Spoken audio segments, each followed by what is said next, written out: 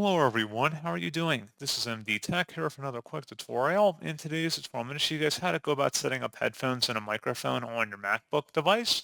So the first thing you want to do is connect your devices directly to your MacBook. If you're using a wireless connection, make sure pairing is enabled and Bluetooth is turned on. And then you want to select the Apple icon up in the top menu bar and select System Settings. And now on the left panel, you want to go down and select Sound. And on the right side, you can go ahead underneath output and input and select the correct device from the audio list here. And you can also adjust where the play sound effects through output device is selected here.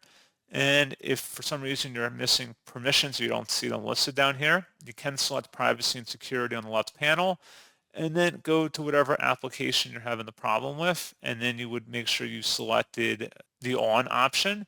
So for example, if we went down to microphone, you would select that and then turn it on for whatever app you are using the microphone for. And you can do the same thing with a headphone or headset. They should probably be all listed underneath microphone here. And that's pretty much it.